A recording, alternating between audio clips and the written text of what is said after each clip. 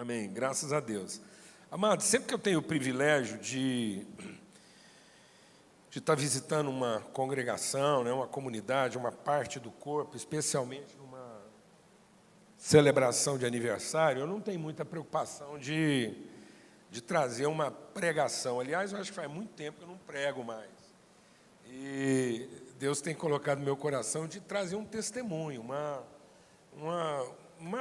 um testemunho do coração, aquilo que realmente a gente tem vivenciado, caminhado com o Senhor, vivido, e principalmente de cumprir, no nosso tempo de encontro, um propósito profético.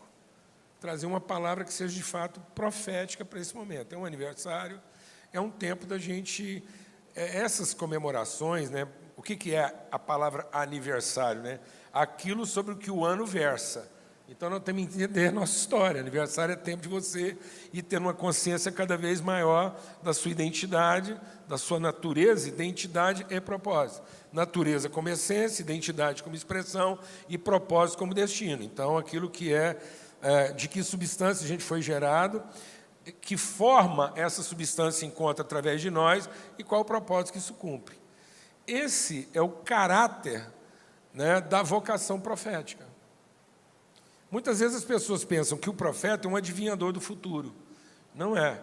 O profeta é um representante autorizado do eterno. Então, o profeta é aquele que tem a revelação do eterno e materializa isso no tempo. Como ele tem uma vocação de materialidade, de ir dando materialidade, de ir ganhando expressão cada vez mais consistente no tempo, muitos profetas se equivocaram pensando que aquilo que eles viram era uma visão do futuro e não uma revelação do eterno. Quando um profeta entende que é uma visão do futuro, ele se frustra, porque ele gera uma expectativa no tempo e não uma referência na história. O profeta é para gerar uma referência na história, para que a história não se perca, porque ele é um paráclito do eterno. Então, muito profeta, quando ele entendeu a visão que Deus estava dando para ele como uma possibilidade futura, ele entrou num viés de que bom que fosse, quem sabe será, talvez seja. Aí ele fica frustrado, porque às vezes as circunstâncias não vão apontando para aquilo. E aí ele se ofende com a falta da mudança, sendo que, na verdade, ele é o responsável pela transformação. Então, o profeta nunca pode se ofender com a dificuldade da mudança, porque ele tem a responsabilidade daquilo que pode transformar. Isso é vocação profética. Por isso que o profeta, ele não é simplesmente um proclamador. Ele é aquele que encarna. O profeta não é vestido de poder. Ele é vestido de autoridade. É quem ele é e o que ele representa, e não propriamente o que ele faz. Então, o que caracteriza o profeta não é a sua atividade, é sua natureza. É a pessoa que ele se torna durante a história para que os seus contemporâneos tenham uma referência do que Deus nos fez para ser. Então, o profeta é uma referência de pessoalidade e não de competência. Então, o profeta é a encarnação da profecia e não simplesmente a proclamação dela. Então, o profeta não é um falador, é um tradutor. Então, ele não é um intérprete do que ele escutou. Ele é a fiel tradução do que ele ouviu, do que encarnou, do que entrou e agora forma a natureza dele. Então, o profeta é o próprio cumprimento da profecia, se os irmãos estão me entendendo. Porque a profecia não é para criar uma situação, a profecia é para formar uma pessoa. Por isso que toda a criação se corrompe se não tiver pelo menos um profeta. Porque qual é a profecia que nós estamos cumprindo? Aquela que Deus falou: façamos o homem de modo que ele seja a imagem de quem nós somos. Então, a profecia é formar. Toda a vontade de Deus se resume numa única coisa: formar o humano ser que será a expressão visível de todas as suas virtudes. Então, a profecia é tornar visível no tempo as virtudes eternas de Deus. Então, o que é a profecia? O verbo se tornar carne. Então, o profeta não vale pelo seu poder de proclamação, ele vale pela sua autoridade de encarnação. Ele tem que encarnar aquilo, porque ele tem que ser a materialidade daquilo que ele anuncia. Então, o profeta não dá testemunho, ele é a testemunha. Então, O Espírito não veio para que nós tenhamos poder de dar testemunho. O Espírito veio para nos transformar em testemunha. Então o profeta é a fiel testemunha do eterno. É a materialidade do eterno tempo, para que o mundo não se perca. Por isso, onde não há profeta, o povo se corrompe. Porque não há referência do que é ser o humano que Deus falou que a gente seria. Amém? Então o profeta, antes de tudo, é o filho que assume a responsabilidade de ser pai, de gerar outros filhos. Essa é a profecia. Qual é a profecia? Eu te darei um filho e você vai ser pai de muitas nações. Então, é isso. Glória a Deus. Amém. Tanto é assim que o Elias teve uma grande manifestação de poder e não cumpriu sua vocação profética. Após a sua grande manifestação de poder, ele foi em depressão porque ficou sozinho. Então, o cumprimento da vocação profética se dá na relação e não no desempenho. Então, não existe profeta que consiga cumprir sua vocação sozinho.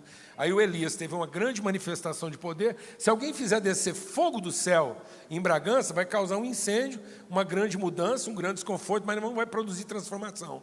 O Elias trouxe mudança, mas não produziu transformação. Glória a Deus, amados. O Elias só cumpriu a vocação profética dele quando gerou um filho. E foi o que o Elias gerou como pessoa, que gerou outra pessoa, essa relação de um pai que gera um filho e que o filho se torna pai gerando outros filhos. Amém? Então o cumprimento profético é um filho se tornar pai e ter certeza que agora ele gerou um processo, porque ele não gerou apenas um filho, mas um filho que se torna pai e gera outros filhos e enche a terra. Glória a Deus, amado. Então aquilo que o Elias não conseguiu com poder, ele conseguiu na relação. Eliseu, o Jeú fez, sem usar força, o que o Elias não conseguiu fazer com todo o poder. Então ele só cumpre o papel profético dele quando ele gera. Por isso a palavra de Deus em Malaquias diz o quê? Nos últimos dias os pais terão que se converter aos filhos e os filhos aos pais, para que Deus não fira o mundo com maldição. Então o cumprimento profético está na comunhão e na forma como a gente, em família, enche a terra das virtudes de Deus. Glória a Deus. Então, o cumprimento profético não é encher a terra com o poder, porque de poder a terra já está cheia. A terra já está cheia do poder de Deus. E para manifestar o poder, um pardalzinho faz isso.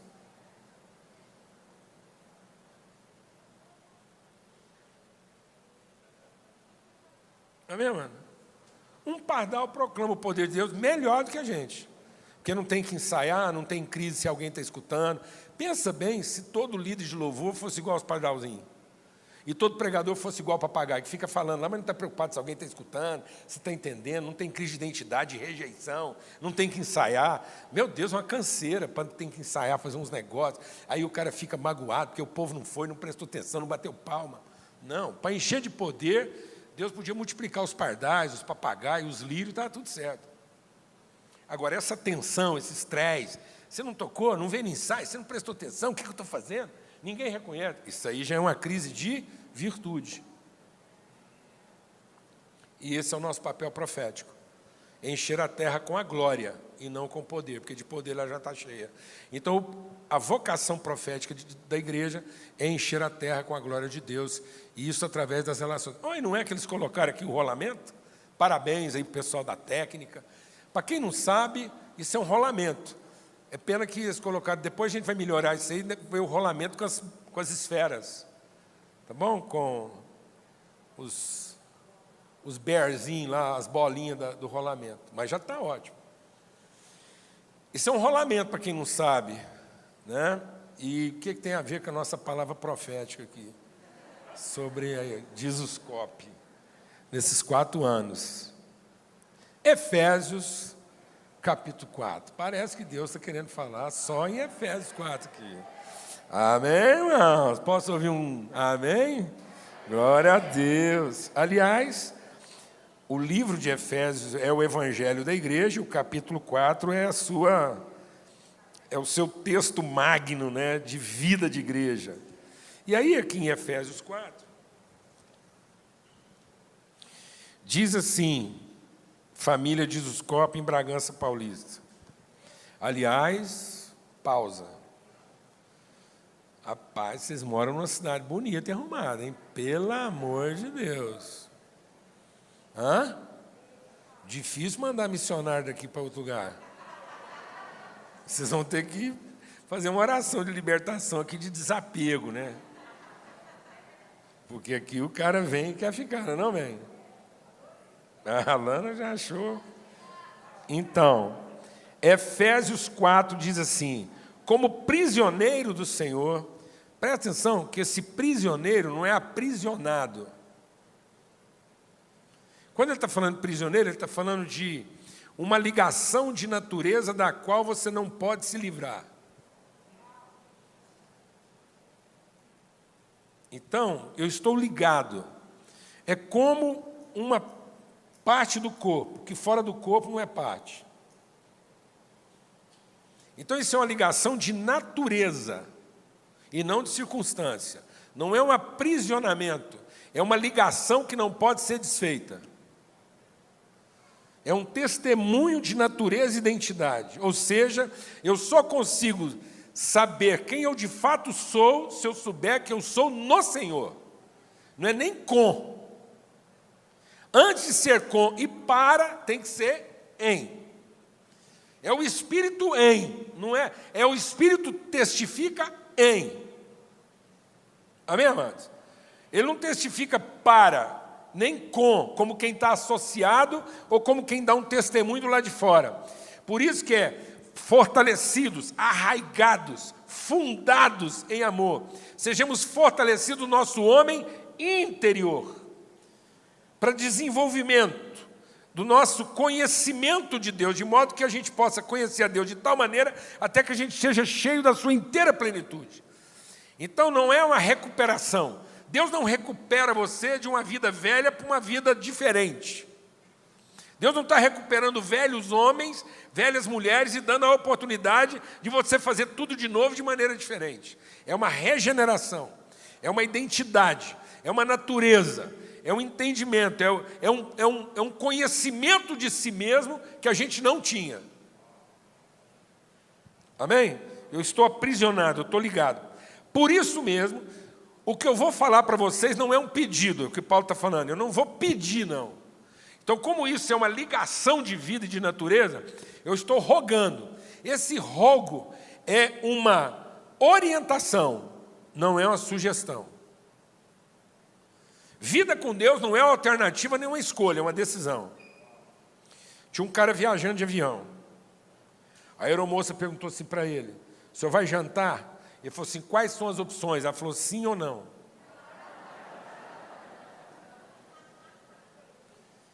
Às vezes a gente acha que com Deus a gente tem escolha. Escolha é quando você tem mais de uma alternativa para ter o mesmo resultado. Mas se é entre vida e morte, não é escolha, é decisão. Amém? Então nós não temos que fazer uma escolha, nós temos que tomar uma decisão. Escolha seria peixe, carne ou frango. Um jeito diferente de ter o mesmo resultado.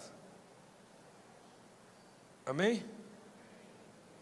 Eu posso escolher a roupa que eu visto, mas eu tenho que tomar a decisão se eu estou nu ou vestido. Glória a Deus, amado. Então, quando ele está falando, eu rogo, portanto, isso é incondicional. Ou eu estou em, ou eu não estou em lugar nenhum. Por isso que é prisioneiro. Isso é vocação profética. Vocação profética não é a percepção de um observador. É o ministério de um conhecedor. Eu não falo do que eu entendi. Eu testemunho do que eu conheço. Glória a Deus, amados. Isso é vocação profética. É o testemunho daquilo que eu conheço. Que é a minha vida. Então, por exemplo, eu não amo porque gosto. Eu amo principalmente quando eu não gosto. Porque o contrário de amor não é ódio. O contrário de amor é gostar muito. Porque a gente acaba odiando aquilo que a gente gosta muito e deixa de ser o que a gente gosta. Amém, mano? Contrário de amor é gostar muito. Porque em vez de eu amar, eu gosto muito, e aí eu vou ter ódio daquilo que me desaponta quando deixa de ser o que eu gosto. Alguém entendeu o que eu estou falando? Não. As pessoas só têm ódio daquilo que elas gostavam muito. Amém? Aleluia. Então é isso. Então, por que você ama? Ah, por que eu amo? Porque eu não sei ser diferente. Hein?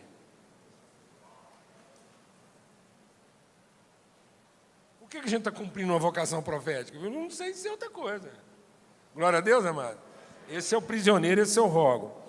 Então ele diz, eu rogo para que vocês vivam de maneira o quê? Digna, compatível, coerente com a vocação que vocês receberam.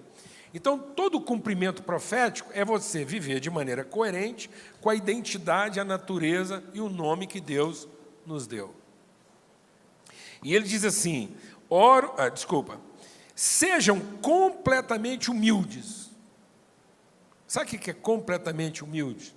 É o seguinte, para a gente entender o que é humildade. Humildade é a capacidade de ser humilhado.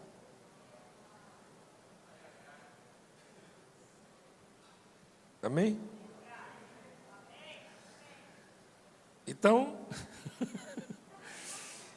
humildade é a capacidade de ser humilhado sem perder a cabeça e sem se confundir no propósito. É aquele que, mesmo perplexo, não desanima. Glória a Deus. Então, é aquele totalmente desprovido de qualquer tipo de expectativa. Humilde é aquele tomado de convicção, de modo que ele está livre de qualquer expectativa. Humilde é aquele que já se libertou de todos e por isso pode amar a todos. Então eu só posso amar a Lana porque eu fiquei livre dela. E ela só pode amar se ficar livre de mim. Livre de quê?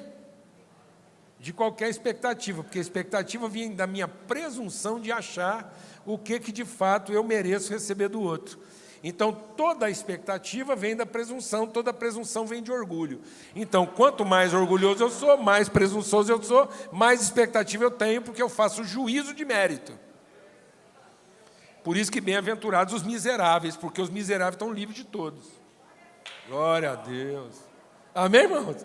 Porque o miserável é absolutamente humilde, ele não tem nenhum tipo de expectativa, ele não trabalha na razão do direito, mas ele trabalha no motivo da justiça. Então, ele é um instrumento de justiça, mas ele não reivindica direito, porque ele está livre de todo mundo. Então, absolutamente, diga comigo, absolutamente, completamente, plenamente, humilde. Ou seja, não existe nenhum espaço de carência no meu coração que eu vou ter que ser preenchido pela expectativa do que eu tenho, do que eu vou receber de alguém. E pasme, nem de Deus, porque a expectativa mais destrutiva é aquela que a gente tem de Deus.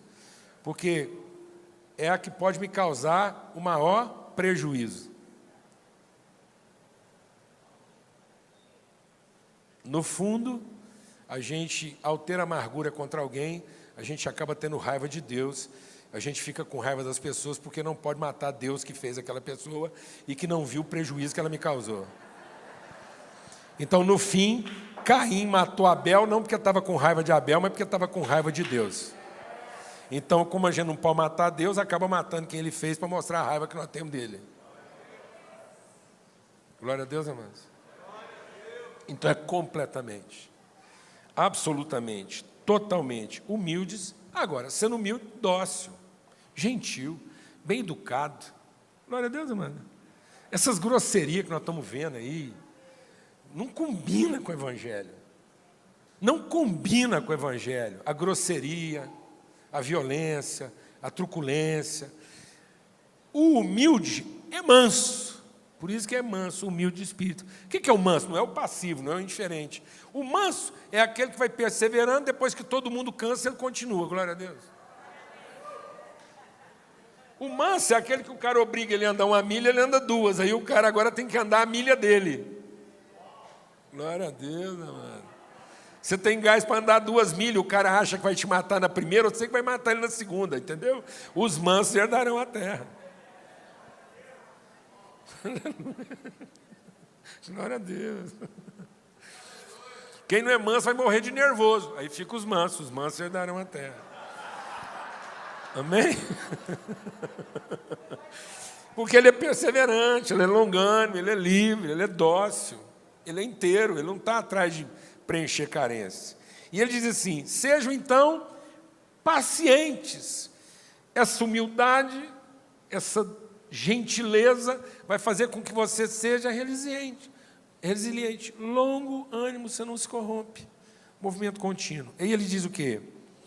Suportando uns aos outros em amor. Essa é a palavra profética que Deus colocou no coração, ministério de Jesus Cop. Suportando.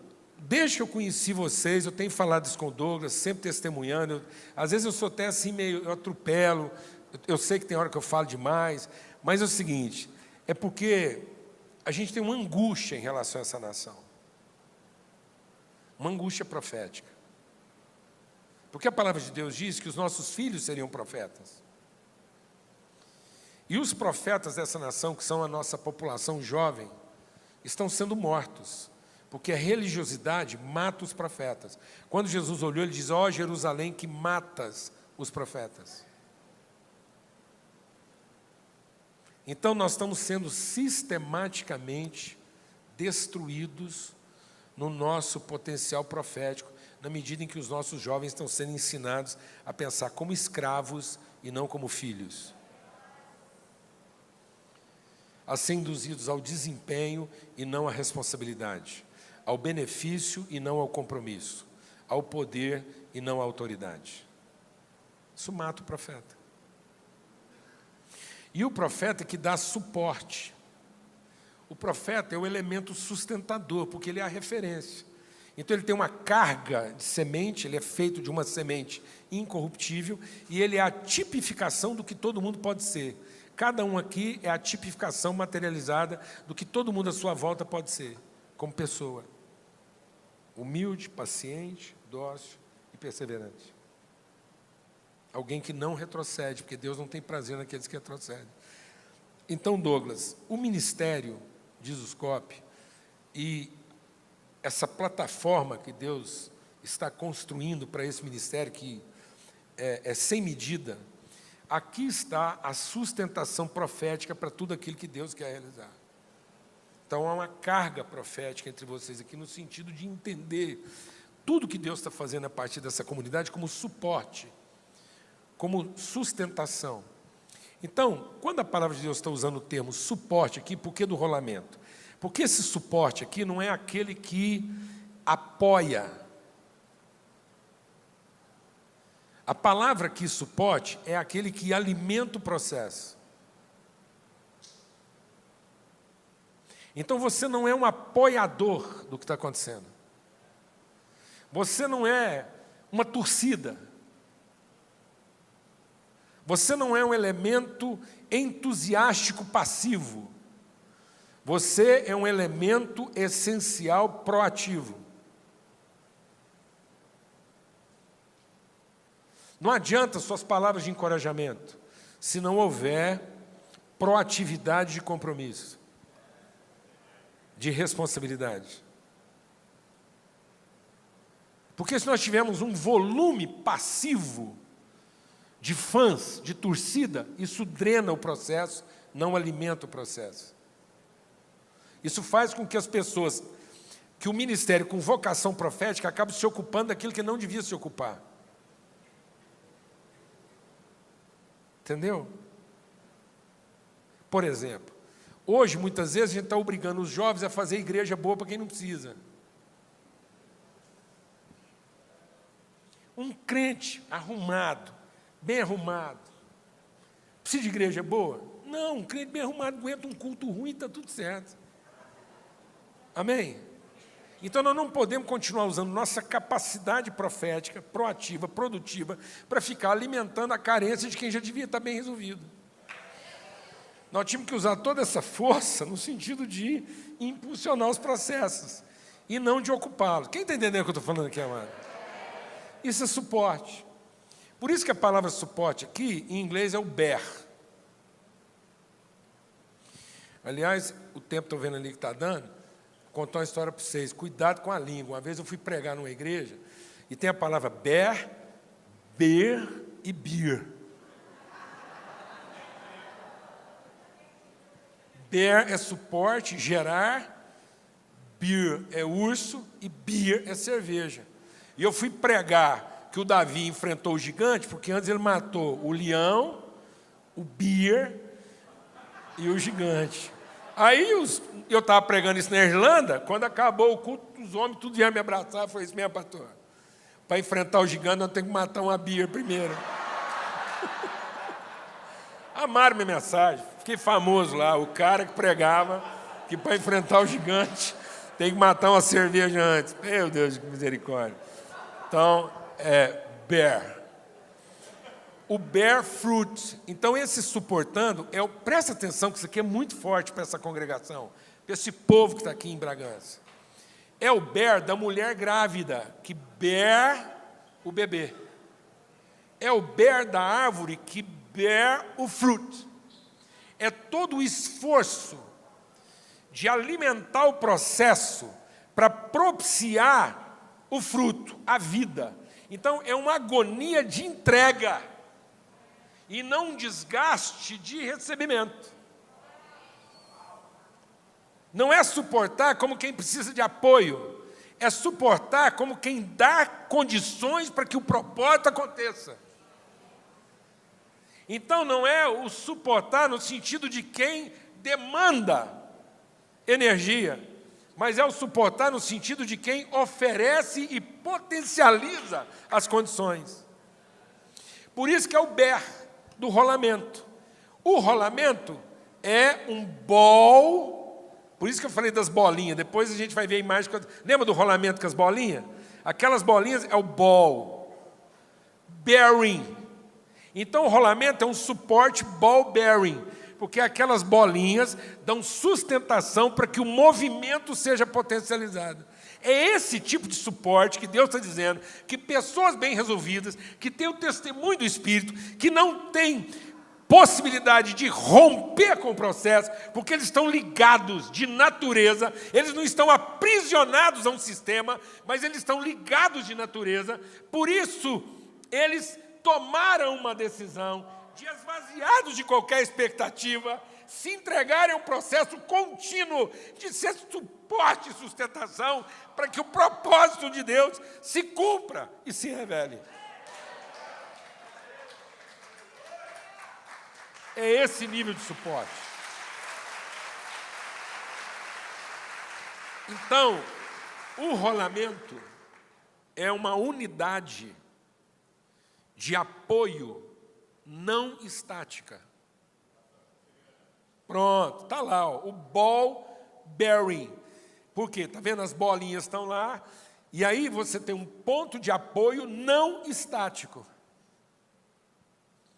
E mais, ele tem o potencial de ser um acelerador de esforços. Que é o que a mulher faz, ela recebe a semente, você entrega para ela 1 miligrama de esperma, ela devolve 3,5 kg de gente. Ah, rapaz!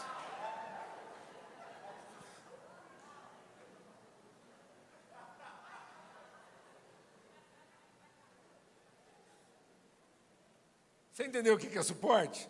Você planta uma sementinha de mostarda, aquilo vira uma árvore, os passarinhos vêm tudo sentar ali. Isso é suportando um ao outro. O povo acha que é tolerando, dando apoio. Não, mas suportar é o seguinte: todo o sentido da virtude depositada na minha vida, todo o propósito da virtude depositada na minha vida, encontra sua razão na forma que eu entrego isso na construção do outro. Então, a virtude do outro foi depositada em mim.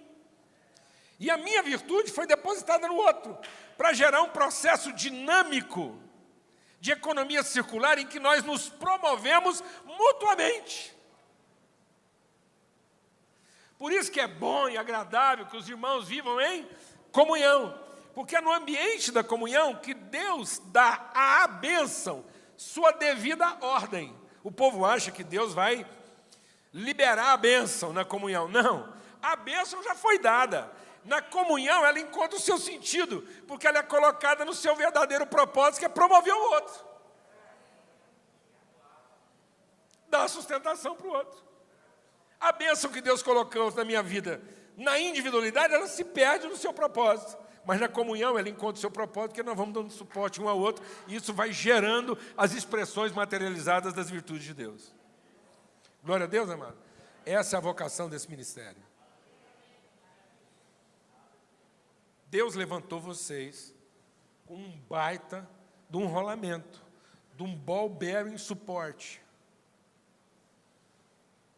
Muitas esferas trabalhando em harmonia, de maneira ordenada, para produzir um spin, uma potencialização de movimento, de modo que vocês não sejam uma junção rígida, mas uma junção dinâmica.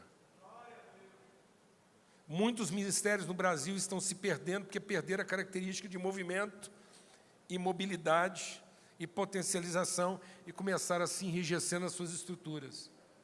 Alguém está entendendo o que eu estou falando ou não? Começaram a viver em razão de si mesmo para se realimentar como se precisassem dessa sobrevida e não como se estivessem ligados de fato à fonte. Bom, 3 características para a gente concluir. Mobilidade, ou seja, um ball bearing support, ele tem que ser firme, mas não pode ser rígido. Então, ele depende de boas ligações. Por isso que nós somos edifício vivo, corpo espiritual, porque nós somos cheios de quê?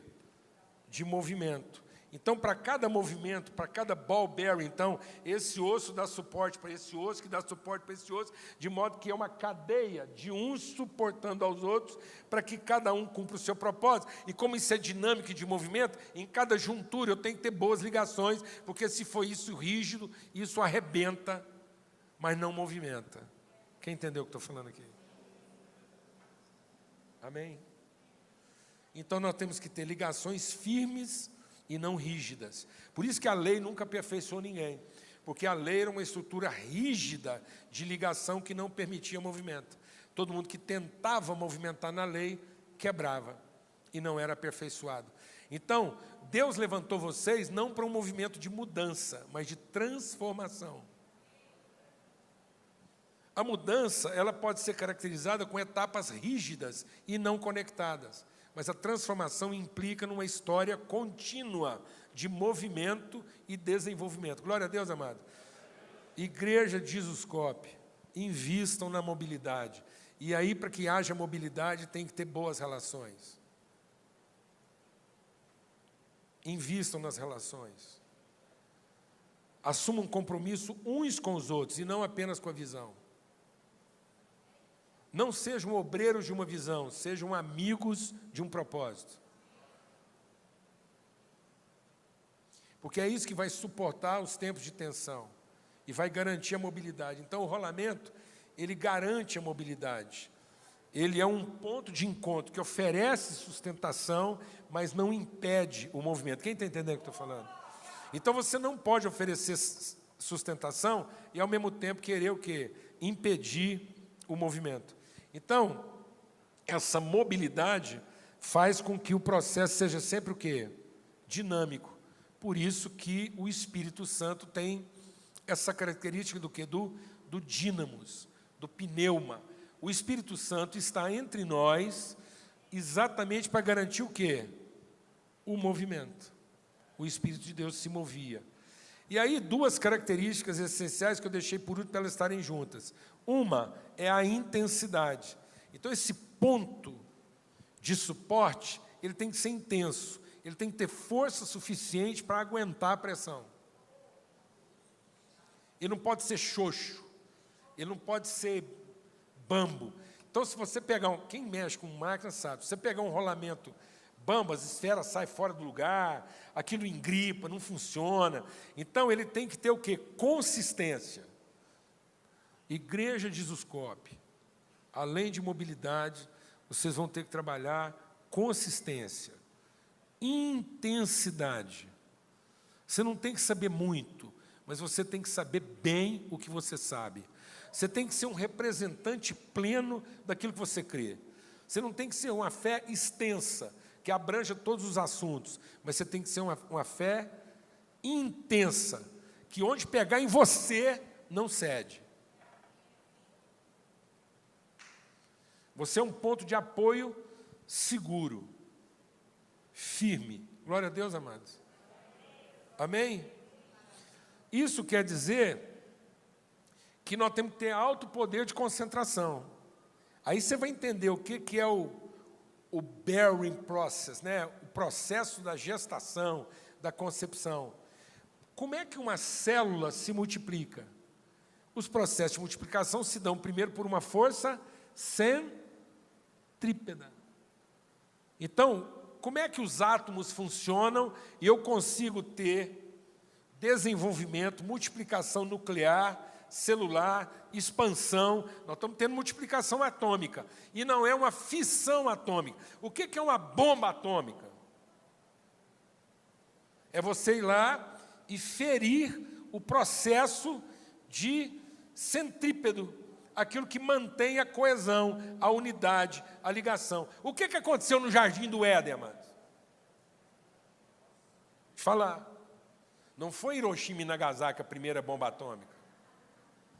Foi Jardim do Éden, porque aquilo foi uma fissão atômica. Um organismo dinâmico, o que é um átomo? Ele é uma unidade de movimento. Então, todos nós somos formados de quê? De átomos, que formam moléculas, que formam estruturas. Mas todos nós somos formados, a nossa unidade mínima é uma unidade de quê? É um dínamo. A nossa unidade mínima é uma combinação dinâmica de movimento de partículas que estão em constante movimento. Glória a Deus, irmão. Você pensa que essa mesa aqui está parada, mas não está. Essa mesa aqui está movimentando mais do que muitos crentes que eu conheço. Porque ela só está aqui na forma mesa porque ela está bem estabelecida na sua estrutura, porque tem nela atuando uma força o quê? Centrípeta. Amém? Concentração, intensidade. Então, mobilidade, intensidade. Glória a Deus. E, em último lugar, a força centrífuga de expansão, de potencialização. Então, essa unidade, ela tem a capacidade de concentrar e, ao mesmo tempo, ela tem a capacidade de quê? De potencializar. Quem entra no movimento com uma determinada força, sai do movimento com a sua força o quê? Multiplicada. E sabe o que tem acontecido com muitos ministérios? Eles se tornaram estruturas de arrefecimento do potencial e não de expansão do potencial. Porque as pessoas entram e acabam se ocupando na manutenção da estrutura e não sendo potencializadas na expansão dos processos. E por que às vezes elas têm que ser ocupadas? Porque não há uma intensidade relacional, não tem concentração, não tem confiança, não tem convicção, a estrutura está mole, aí a gente tenta transformar isso numa coisa sustentável a partir da sua rigidez e não da sua estabilidade. Não há concentração, não há convicção bem estabelecida, toda hora que você tenta expandir, aquilo é mais uma ruptura do que uma expansão. Quem está entendendo o que eu estou falando? Fala comigo, mobilidade, intensidade, liberdade. Deus chamou esse povo aqui para ser instrumento de transformação nessa nação. Uma vocação profética de gerar exemplos, filhos e filhas que sejam referência para a nossa comunidade. Isso vai requerer de vocês mobilidade, flexibilidade. E para ter flexibilidade e mobilidade, vai ter que ter intensidade, concentração, convicção, firmeza. Amém, amados? Compromissos bem firmados, segurança na palavra empenhada. E para que haja também o quê? liberdade, expansão, potencialização, arremetimento. Para que assim como a gente esteja perto no compromisso, a gente possa estar distante no cumprimento do propósito. Eu digo uma coisa para todo mundo com quem a gente caminha. A gente só pode ficar longe dos amigos. Os inimigos é que a gente tem que manter perto para ficar vendo o que eles estão fazendo. Então, quanto maior a amizade, maior a distância. Quanto mais segura a relação, maior a sua abrangência. Glória a Deus. Então, Deus está trazendo uma palavra de encorajamento, porque é isso que vocês já estão vivendo. Mas eu entendo que a nossa vocação profética é falar do que vocês já estão vivendo. É ser o amém do sim de vocês. Eu não vim aqui trazer nada novo. Eu só vim dizer amém para aquilo que é o sim de vocês. Ser uma testemunha do testemunho que vocês receberam da parte de Deus. Ser uma palavra de encorajamento. E esse é o empenho que a gente tem tido com essa casa, com o Ministério de Descobre. Uma palavra de encorajamento. Eu submeto a minha vida, a minha vocação, nossa casa tem se submetido à vocação de vocês. Para ser testemunho, encorajamento, suporte. Amém? Para que vocês possam ser um dos pontos nesse país de potencialização dos processos. Gente bem resolvida, relações bem firmadas, dinâmica nos processos. Amém? Percepção, sensibilidade, leveza. Gente, quando eu era moleque, a gente fazia carrinho de rolimã. Quando a gente achava um rolamento, você punha na mãozinha assim, fazia assim, e o bichinho fazia assim, e não parava. Aquilo, eu vou falar uma coisa, ali é ouro. Glória a Deus, família de Descobre. Deus quer pegar vocês na mão e fazer assim, ó. Entendeu? Sem areia. Nada bambo. Nada frouxo. Glória a Deus. Entra 10, sai 100. Entra 1, sai 10. É isso. Amém. Em nome de Jesus. Acabou. Glória a Deus. Faltando 2 minutos, é um privilégio, uma alegria estar aqui, muita gratidão, tá? E louva a Deus. O Douglas perguntou se eu ia dar conta de compartilhar 4 reuniões. Eu falei assim, você pergunta para o povo, vocês vão dar conta de escutar 4 vezes. É uma renovação, tá vendo? Eu entrei aqui nesse spin, nesse lugar de renovação, isso não cansa, isso me renova, estou saindo daqui mais animado que a hora que eu cheguei, e vou ficar mais animado ainda, e eu espero multiplicar minha velocidade por 4 até o final da reunião, do dia. É isso, amados. Liberdade, intensidade, mobilidade, amém? Dando suporte uns aos outros e vendo o rio de Deus fluir através de nós. Obrigado, Douglas. Vamos orar? Amém, graças a Deus. Pai, muito obrigado por esse tempo de família, de amizade, de encorajamento, de testemunho, de alegria, de renovação. E é isso. Nós queremos cumprir nossa vocação, sendo suporte na vida uns dos outros em amor. Aquilo que o Senhor depositou na nossa vida está totalmente entregue, destinado, vocacionado a ser suporte na vida dos nossos irmãos. Nós não queremos simplesmente desfrutar o benefício, nós queremos assumir o compromisso. Nós não queremos ser aqueles que drenam esforços, consomem recursos e tempo, mas sermos aqueles que potencializam, que multiplicam, que estimulam, Senhor, que promovem, que projetam.